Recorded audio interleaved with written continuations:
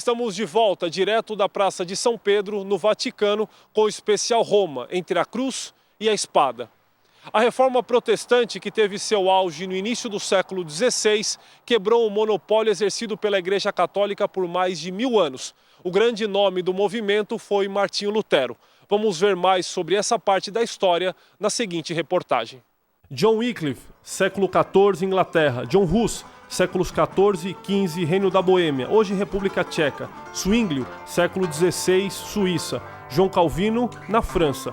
Esses foram alguns dos mais destacados reformadores. Insatisfeitos com a condição social, espiritual e moral da sociedade, foram contra o grande poder político e religioso dominante. Na época, o conhecimento era restrito a membros do clero e da nobreza. Mas a reforma não foi a única evidência de insatisfação. A renovação do conhecimento intelectual, com a redescoberta da literatura de pensadores gregos como Platão e Aristóteles, a partir do século XII, conduziu a Europa ao Renascimento. O descontentamento gerado pela Igreja Romana fez com que se buscasse a razão em detrimento da religião. Mais tarde, isto levaria ao Iluminismo e à Revolução Francesa, finalmente ao secularismo atual. A invenção da imprensa de Gutenberg na metade do século XV também favoreceu a expansão intelectual.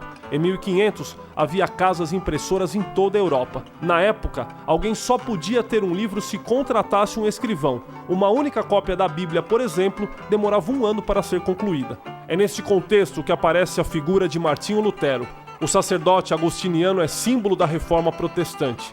Ao pregar no dia 31 de outubro de 1517, na igreja de Wittenberg, na Alemanha, 95 teses contra dogmas romanos, Lutero marca o fim de um ciclo de insatisfação. Dentro da igreja começam a surgir vozes dissonantes, vozes que dizem, olha, isso não é a igreja aí que Jesus Cristo fundou. Então as próprias ordens monásticas, isso, pensando bem, são movimentos de protesto ao rumo que a igreja tomou. Então vem um Santo Antão, lá no Oriente, e diz, olha, eu vou viver minha fé lá recolhido no deserto. Isso é uma forma de dizer, olha, porque dentro da igreja não dá mais. Então eu vou lá no deserto, e aí o povo vai atrás dele, ele se torna um lugar de peregrinação e assim por diante.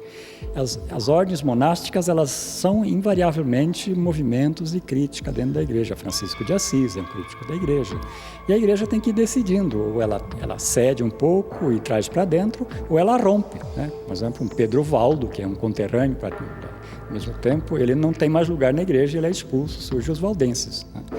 Isso é interessante. Como é que a gente tem que pensar, então, a reforma nesse contexto? De certa forma, ela é o ponto de chegada desses movimentos críticos que vem vindo já há 200 anos, pelo menos. Né? Os movimentos contrários a esse controle político-religioso da Igreja Católica sempre existiram durante toda a Idade Média, mas, como você mencionou, eles se fortificaram no contexto do século XVI, que era um contexto de mudanças econômicas, políticas. Então, a voz daqueles que se opunham a essa força, esse poder da igreja, se tornou mais... atingiu um alcance maior naquele período. A reforma teria sido muito mais que a saída de um grupo de pessoas da igreja oficial. A Idade Média europeia, ela termina com uma crise generalizada. Né? Então, é toda uma sociedade que se reestrutura. O feudalismo, enquanto sistema de produção, ele não é mais sustentável. Né? E o império, né, na época tem o Sacro Império Romano-Germânico, ele não se sustenta mais como unidade política. Por quê? Porque estão surgindo os estados nacionais.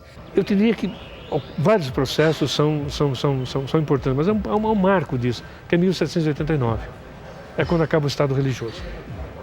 O Estado religioso católico acaba com 1789 na Revolução Francesa.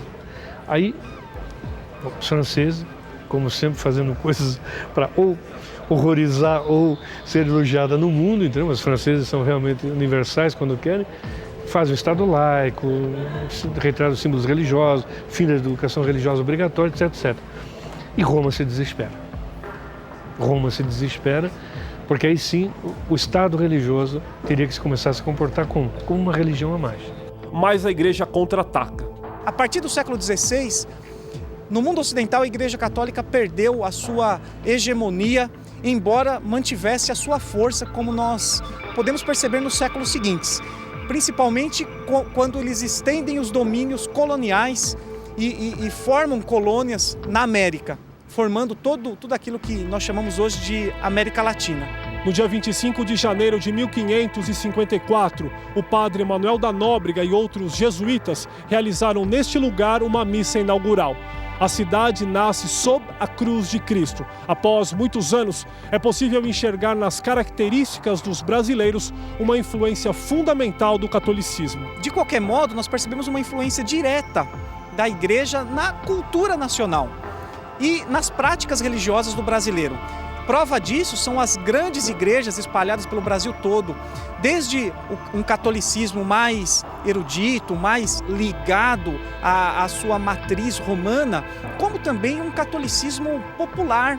A ideia, por exemplo, de que os sacerdotes, os líderes religiosos possuem uma importância muito grande e podem fazer a mediação entre o ser humano e Deus. Isso mesmo nas igrejas protestantes, evangélicas, acaba tendo uma influência também. Nós temos, por exemplo, líderes religiosos protestantes, pastores, a quem os fiéis atribuem uma força quase que sobrenatural.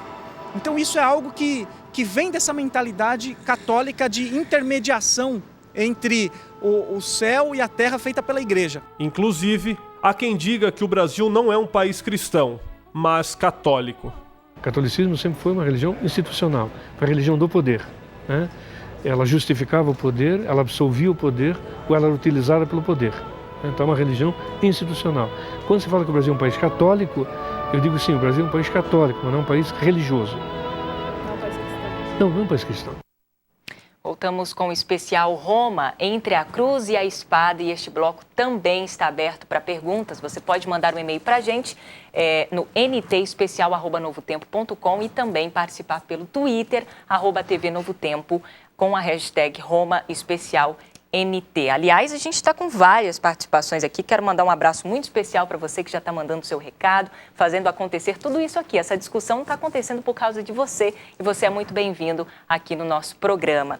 Bom, o Neemias Soares, ele está participando pelo Twitter, está acompanhando agora, gente. Está dizendo aqui, estou assistindo o especial NT e gostando muito do programa. Quem participa também é o Marcel Felipe. O programa está sensacional. Estou assistindo aqui em Cupira, Pernambuco, legal, o pessoal participando aqui de Pernambuco. Ainda o Ariton Boaventura, ótimo documentário, ele está dizendo aqui, também está dizendo que os nossos convidados estão saindo muito bem, estão explicando muito legal aqui o nosso assunto. O Edivan Marcos, a TV Novo Tempo está um show de informação, estão mais do que de parabéns. Muito obrigada, Edivan, pela sua participação aqui. E o Marcos Aurélio, nós de Sol Nascente, em São Luís do Maranhão, estamos ligadinhos aqui no especial da Novo Tempo. Muito obrigada a participação de vocês. Tem muito mais, a gente não consegue citar todos, mas ao longo do programa a gente vai tentando citar o seu nome aqui, agradecendo a sua participação. Bom, aqui com a gente nos estúdios, doutora em teologia, doutorando em teologia, pastor Arilton de Oliveira, e também o professor Carlos Flávio, ele também que é doutor em teologia. Bom, uma questão acho que importante para a gente citar, já que a gente saiu um pouquinho agora da Igreja Católica e parece que houve uma mudança aí, algo chegou de novo, a Igreja se sentiu ameaçada, que é o movimento protestante. E Martinho Lutero teve um grande papel nesse sistema, né, nessa criação desse novo movimento. E o que eu pergunto para vocês, o que é que Lutero viu na Igreja Católica que ele falou, peraí, preciso romper com esse sistema e tentar sair pela culatra? Bom, eu tive o prazer de visitar Wittenberg, que foi o grande berço de todo o movimento luterano. E como colocamos aí na reportagem, né, desde o dia 31 de outubro de 1517, quando ele pregou na porta do castelo de Wittenberg, as 95 teses, na realidade, eram teses contra a venda de indulgências, uma prática da Igreja Romana. As 95 teses. Exatamente. Okay. Então, eram argumentos bíblicos contestando a venda de indulgências, que era a venda de salvação, né? Você podia pagar pelo perdão e pela salvação. Foi isso que ele contestou. Lutero nunca planejou se desligar da Igreja Romana. Ele servia e amava a Igreja. Mas, ao longo do tempo, ele começou a perceber que vários dogmas e doutrinas que a igreja ensinava não estavam condizendo com o que a Bíblia ensinava. E Lutero se apaixonou muito pelo estudo da Bíblia e desejava que a igreja voltasse à Bíblia. Tanto é que o movimento da Reforma Protestante foi responsável por ressuscitar o princípio sola Escritura, ou seja, só a Bíblia deve ser a autoridade. Então, com esse ato, e isso foi proposital, porque no dia seguinte, em Wittenberg, que seria o dia de Todos os Santos, quando o pessoal se aglomeraria na cidade, esse cartaz na porta do castelo era a publicidade da época, era um mural da época. E ele queria que as pessoas lessem e voltassem à Bíblia. Então, o grande conflito que ele enfrentou com a igreja não foi no sentido de querer se desligar, mas esperar que a igreja revesse suas posições e voltasse a ser bíblica. Então, essa foi a intenção de Lutero. Muito bem. Um detalhe interessante, Bianca, Sim. que nós percebemos na história, é que tudo isso foi um processo, né? Como nós já dissemos, a partir de 538, quando Justiniano declara que o Papa teria soberania Sim. para aplicar, inclusive, a pena capital àqueles que o desobedecessem, começa aí todo um legado de imposição da fé por meio do poder político. Tá? Isso é interessante para a gente entender Claro. isso. E, paralelo com isso, nós teve a elaboração de todo um sistema composto de 3 tabelas. Já no século VI, lá atrás, bem antes da Reforma, no século VI, logo já no final do mesmo século em que o Papa foi decretado cabeça da Igreja, e com poder de espada, inclusive, teve ali a elaboração da primeira tabela. O que essa tabela dizia? Essa tabela, ela graduava os pecados. Ela relacionava os pecados, tá? E colocava esses pecados numa ordem de graduação, numa ordem de importância. Mais tarde, do século VII ao século XI, vieram 2 outras tabelas. Tá? Veio uma tabela de tarifação da penitência, Sim. ou seja, para cada pecado, de acordo com a sua gravidade, né, se estabeleceu ali uma tarifa penitencial. E depois, então, fechando esse ciclo, uma terceira tabela, já lá pelo século X, que vinha fazendo exatamente a possibilidade de comutação dessa penitência. Porque era desagradável para um príncipe, quando pecasse, ele comparecer a público e se penitenciar, dormir 3 dias numa catacumba no cemitério. Aquilo ali o expunha ao ridículo. E afinal eram esses príncipes que abasteciam de dinheiro o poder papal da época. O Martinho Lutero, então, ele veio com uma ideia diferente. Você não precisa pagar tal coisa para ser salvo, você é salvo pela graça, né? É isso, pastor? Sim, a grande pregação dele, né? Ele, na realidade, o momento mais importante de Lutero foi quando ele estava em Roma, justamente subindo ali as escadas de Pilatos, que segundo a tradição romana são as escadas que Jesus desceu após o seu julgamento e que miraculosamente foram transportadas Sim. para Roma, estão em Roma até hoje, a chamada Escaleira Santa. Enquanto ele subia de joelhos e fazia suas preces, ele teria ouvido uma voz que lhe dizia: o justo viverá pela fé. E ele tinha em mãos ali uma indulgência que ele havia comprado.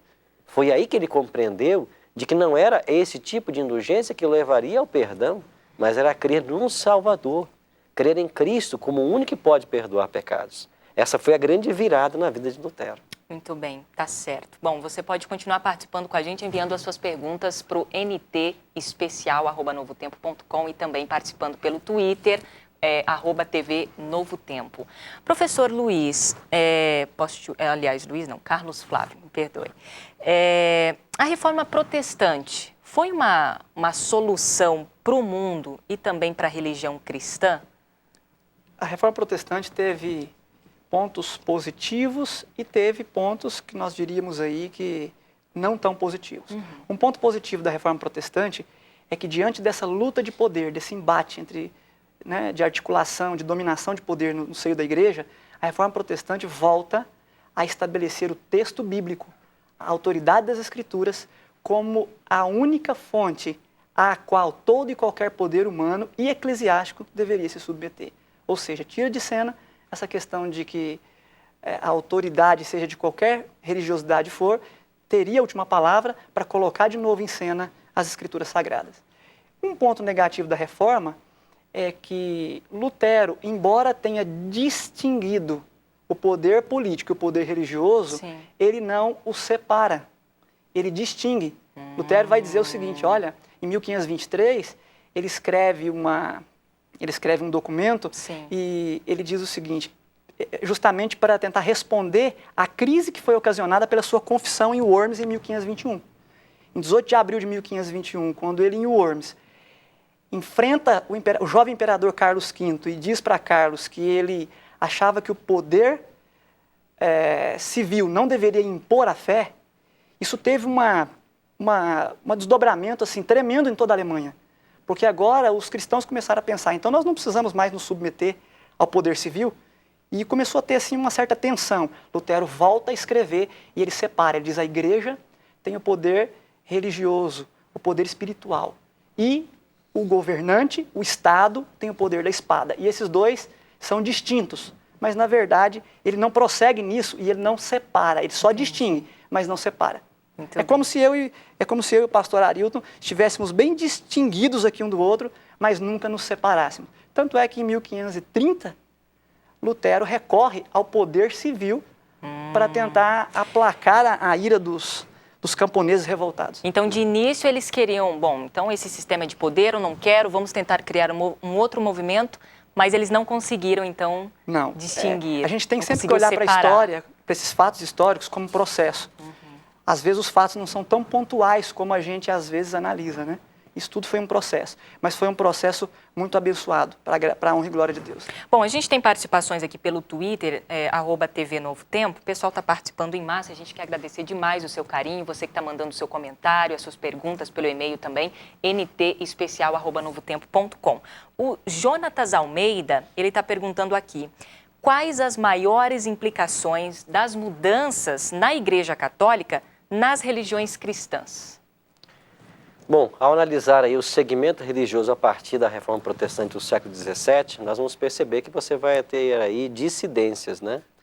A Igreja Luterana, né, que se diz herdeira de todos os princípios, né, estabelecidos por Lutero e outras mais.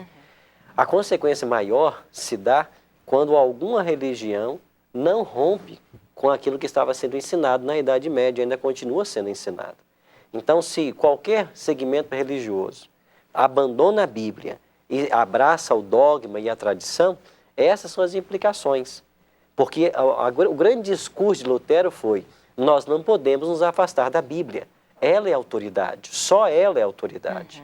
Então, isso tem implicação hoje sobre a religião quando a gente não segue isso e começa a seguir uma religião que se apega a dogmas e tradições e não à Bíblia. Muito bem, tá certo. Isso era muito claro para Lutero, que em Cristo a revelação de Deus se torna plena, mas a compreensão dela para os seres humanos continuaria ao longo de toda a história da igreja. Tá ok, certo. Bom, os nossos entrevistados também, você já pôde acompanhar nos VTs aí apresentados no comecinho desse especial. A gente falou com o Juan Ares, ele é vaticanista, jornalista também, correspondente do jornal É o País, que é o principal jornal da Espanha, que ele é representante correspondente desse jornal aqui, aliás, no Vaticano, me perdoe. E o Juan Arias, ele é uma pessoa muito influente, viajou mais de 100 vezes com os papas aí, João Paulo VI, também João Paulo II, uma pessoa que sabe muito sobre religião, sobre poder, ele tem várias críticas e também conversamos com historiadores, com filósofos, teólogos, e você acompanha um pedacinho aqui dos trechos das entrevistas que a gente fez com eles. E a gente vai citar um pouquinho aí sobre a questão do Vaticano-Estado e religião. Quando ocorre a queda do Império Romano, surge o Estado Pontifício, que aí sim é quando, digamos, o catolicismo já não é mais a arma principal ou o esquema de poder do Império Romano. Aí eles são um império. Então, eu acho que um dos grandes problemas que tem a Igreja Católica é essa mistura de religioso com política. Bom, nós temos um Estado religioso chamado Vaticano. Esse Estado religioso ele administra uma potência, digamos, uma potência social e econômica chamada Igreja Católica. Então nós temos uma igreja, entende, que é universal, a maior igreja do mundo, com 1,2 bilhão de de adeptos, e nós temos um Estado político, um Estado de Santa Sé, com menos de 1.000 habitantes oficiais, e que tem a sua representação no mundo inteiro. Que foi Mussolini quem deu essa prerrogativa, com um pequeno Estado que é pequeníssimo, é pouco mais que o bairro da Lapa de Rio. Aí ele se converteu, además, em um chefe de Estado com todos os privilégios e prerrogativas que tem um chefe de Estado. Aí deve montar toda a parafernália que tem um chefe de Estado. Aí precisa de uma grande diplomacia mundial, precisa de uns grandes serviços secretos. O chefe dos serviços secretos militares italiano que uma vez entrevistei me falou: não tem no mundo um Estado com os serviços secretos melhores que o Vaticano, nem Israel, ele falou. E aí a Igreja Católica começa a ver diminuir sua influência na saúde, na educação, na cultura, nos valores. E o que ela faz, Larissa? Ela se torna um Estado paralelo religioso. Ou seja, ela quer influenciar as políticas públicas, ela monta partido político, democracia cristã, ela quer eleger prefeitos, parlamentares, ela se torna um Estado oficial paralelo, porque essas representações, sindicatos, partidos e tal, católicos e tal, eles não representam ou não aspiram o Estado laico. Eles aspiram levar para dentro do Estado laico a hegemonia católica. Mas no fundo é uma traição, porque a religião, a espiritualidade não tem nada a ver, normalmente é o contrário. É o contrário, sempre vai ser uma voz crítica do poder, porque o poder é privilégio, o poder é poder, todo que o poder político tem corrupção. Então a voz da igreja tem que ser uma voz crítica, que fala para defender os valores fundamentais que são do cristianismo, que são os universais. Então, se ela se faz poder, ela entra, como está entrando, como entrou na corrupção. Por que tem que o Vaticano ter uma banca vaticana? E por que tem que essa banca ser uma banca que tenha ações em paraísos fiscais? Aí começa toda, aí se une com a máfia, com a maçoneria, aí aconteceu tudo o que aconteceu antes de agora, e agora parece que de novo estão com esses escândalos. Todo isso é por essa união de política com religião, que isso não teria nada a ver, não tem nada a ver. Então digamos, essa institucionalidade, essa oficialidade da religião católica, ela tem um preço muito alto. Ao máximo, a igreja deveria ser a voz crítica do poder, que o poder sempre se corrompe. O poder não vai ser nunca santo. Muito bem, vaticanista, jornalista Juan Arias, ele que viajou mais de 100 vezes aí com os papas, né? João Paulo II, também Paulo VI, tem um bom histórico, uma boa experiência, exatamente. Bom, a gente volta para Roma, onde está Márcio Basso. Aliás, presidentes como Obama, Angela Merkel e tantos outros presidentes, chefes de Estado, se manifestaram em relação à saída do Bento XVI e, é claro, a escolha do novo Papa. Há toda uma expectativa em relação a isso. Agora, o que fica evidente, o que a gente acha interessante, é que o Papa ele não é só um líder religioso, e sim um chefe de Estado, não é, Márcio Basso? Isso mesmo, Bianca. Os sinais de preocupação pelo futuro da Igreja Católica foram enviados de várias partes do mundo. Como o Vaticano é uma nação e seu líder um chefe de Estado, a renúncia de Bento XVI teve conotação não apenas religiosa, mas política. O presidente norte-americano Barack Obama, por exemplo, enviou orações por parte de todos os americanos. É importante lembrar que os Estados Unidos é, em sua maioria, uma nação ainda protestante. Já sobre a eleição de um novo Papa, o embaixador brasileiro no Vaticano, Almir Barbuna, disse ao jornal Folha de São Paulo que o Ministério das Relações Exteriores torce por um Papa brasileiro. O mais cotado é o arcebispo de São Paulo, Dom Odilo Scherer. Daqui a pouco, Bianca, voltamos com mais informações. Ok, Márcio Basso, muito obrigada pela sua participação. A gente continua a nossa conversa depois do intervalo. Enquanto isso, você pode continuar enviando as suas perguntas para o nosso e-mail ntespecial@novotempo.com. Participe também através do Twitter, @TV Novo Tempo. É claro, você pode usar a hashtag aí para ampliar essa discussão e a gente ficar mais fácil de te achar ali no Twitter, tá bom? A hashtag RomaEspecialNT. A gente volta já.